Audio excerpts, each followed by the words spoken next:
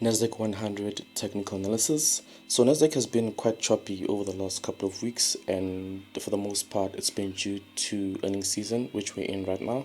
The fortunate part about this whole thing is that earnings season is just about complete, and as I said, that's one of the reasons why we have been seeing a lot of choppiness and actually traps as well, in as far as Nasdaq 100 is concerned. And yesterday as well, we saw the market giving us some very important news.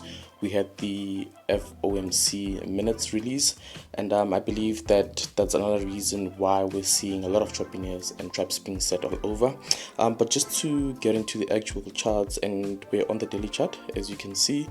The last time we spoke about Nasdaq 100, we had mentioned that the chart had given us this double top here, right? And we said because whenever we have these, a lot of people sell there and they place their stop losses just above. So we saw the market again move further up to grab all of those stop losses. After grabbing all of those stop losses, it gave us another, if I can just let's clear the board, it gave us another let's see, overextended double top there. And again, whenever we have these, people sell here and they place their stop losses just above, right?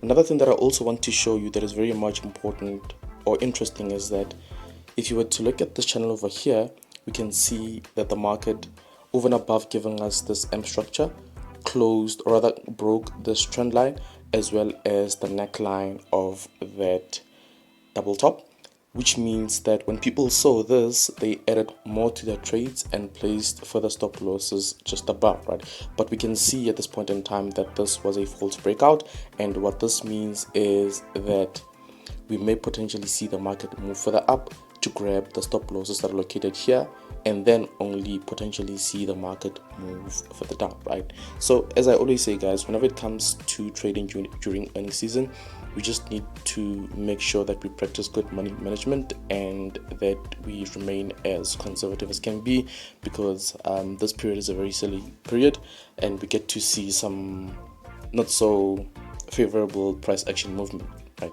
So as I said, guys, it is quite possible that we may see the market from where it is move all the way up to trigger all of those stop losses that are here, and once that is done, we may then potentially see the market move further down to around this level over here. To add to this, if I can just zoom in, let's just zoom in, and in fact let's head down to the H4 chart and let's see what's happening down there, right?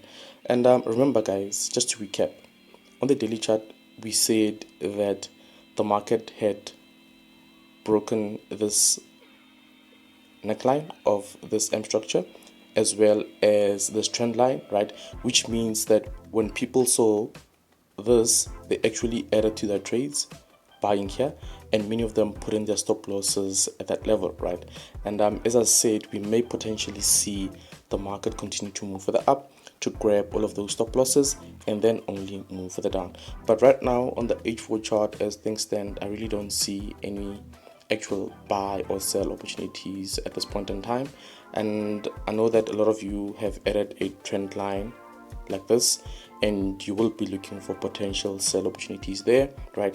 And it may happen that the market actually gives us a sell there and pushes further down. But just bear in mind that as much as you may have, plotted this channel, the market may only do this, head up again to grab all of those stop losses and then only move further down, right?